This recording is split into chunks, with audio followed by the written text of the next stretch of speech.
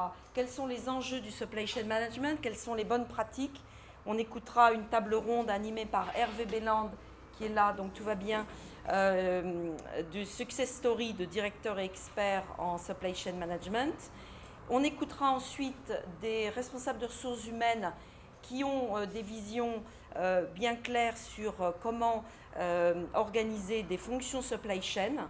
Et on s'interrompra à la fin de la matinée pour aller interviewer les joueurs, pour comprendre un petit peu qu'est-ce qu'ils trouvent d'intéressant dans ce jeu. Et puis on reviendra l'après-midi pour voir quels sont les moyens mis à disposition par l'État et aussi par des établissements comme Euralogistique pour répondre aux besoins des industriels qui cherchent à renforcer leur fonction supply chain, puisque lorsqu'ils ont compris que ça c'était financièrement tout à fait rentable.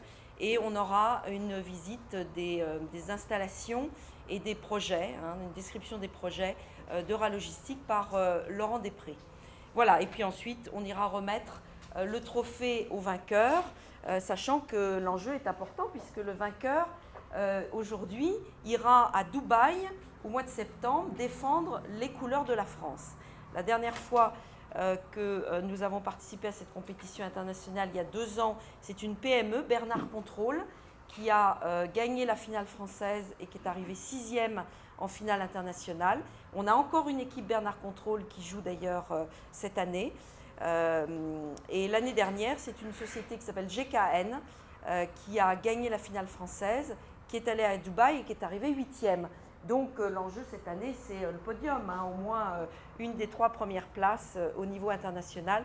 Il y a actuellement 300 équipes dans une trentaine de pays qui jouent. Donc c'est quand même très très sérieux cette compétition internationale. Voilà. Donc des partenaires internationaux, en particulier l'association sœur qui s'appelle FAPIX, qui est en Afrique du Sud et qui nous inspire beaucoup. Nous avons The Fresh Connection qui est représenté aujourd'hui, un autre jeu, The Cool Connection, qui sera lancé bientôt dans la communauté financière. Nous avons Demand Driven Institute, qui est un organisme international qui nous aide à réduire nos stocks en France.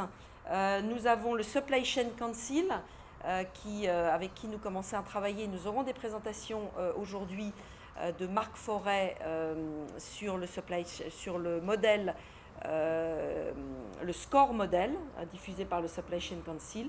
Et puis nous avons un partenariat aussi avec l'association ASTNL. Donc merci à nos partenaires internationaux. Je passe maintenant à nos partenaires français. Je vais encore essayer de passer comme ça. Voilà. Donc merci à nos partenaires français, cabinet de conseil experts, le cabinet Axoma, représenté aujourd'hui par Hervé Béland, le cabinet BFC, le cabinet Sitwell, représenté aujourd'hui par Alban, le cabinet ProConseil, le cabinet R&G, et Oliver White, qui est notre partenaire depuis quelques mois, et des organismes de formation, Agilea, représenté aujourd'hui par Bernard, CFGI Logilité, Festo et l'IUT d'Orléans. Donc ça, c'est pour nos partenaires cabinets de conseil et organismes de formation. Les écoles et universités qui nous accompagnent depuis plusieurs années maintenant, les arts et métiers, la FT-IFTIM, représentée aujourd'hui par Florence, l'ESCP, l'ESSEC, l'IAE, Savoie Mont-Blanc et l'IUT d'Orléans. Des associations, l'association des centraliens, représentée par Laurent Grégoire qui n'est pas encore arrivé, non, est représentée par Bertrand, oui. Bertrand, l'association X Supply Chain, qui n'est pas représentée aujourd'hui, la média, la presse, Red Expo, Supply Chain Magazine, et des organismes comme la CCI France, DG6, représenté aujourd'hui par Éric Berner, Finance Innovation, bien sûr, représenté par Joël, et le pôle Novalogue, représenté aujourd'hui par Arnaud, qui est pas loin.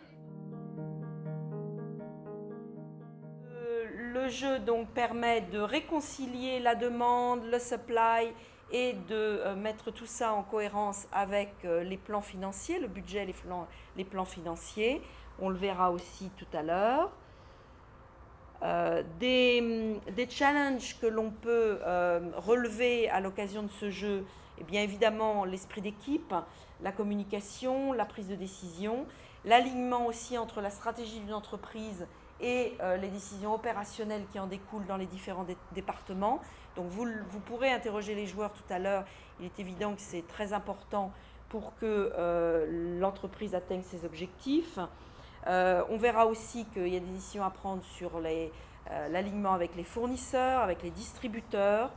Et donc finalement, c'est un jeu qui permet de sortir de son contexte d'entreprise et d'expérimenter d'autres comportements pour ensuite revenir dans l'entreprise et changer les méthodes de travail. Donc c'est un jeu qu'on utilise dans le cadre de projets supply chain pour démarrer le décloisonnement, démarrer des projets de changement. Hervé Béland en parlera tout à l'heure.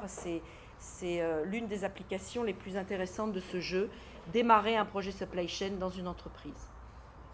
Les sujets techniques sont très nombreux, qui sont abordés dans le jeu. Je citerai les plus importants. Donc la transformation d'une stratégie en tactique opérationnelle, le processus Sales and Operation Plan, qui est aussi très important pour la collaboration avec la communauté financière, enfin avec les financiers de l'entreprise, la collaboration avec les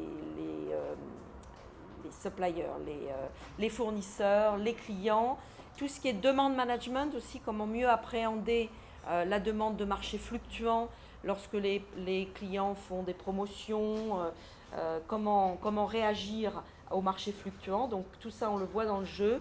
Évidemment, comment maîtriser et réduire ses stocks, et puis comment piloter ses équipes opérationnelles au sein de ces entrepôts, au sein de ces ateliers de production. Donc tous ces sujets-là sont couverts par le jeu.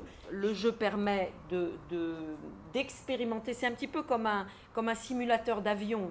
On peut apprendre beaucoup de choses en théorie sur le management d'entreprise. Le jeu permet de l'appliquer comme dans un simulateur et bien sûr de mémoriser beaucoup plus les bonnes pratiques que l'on apprend.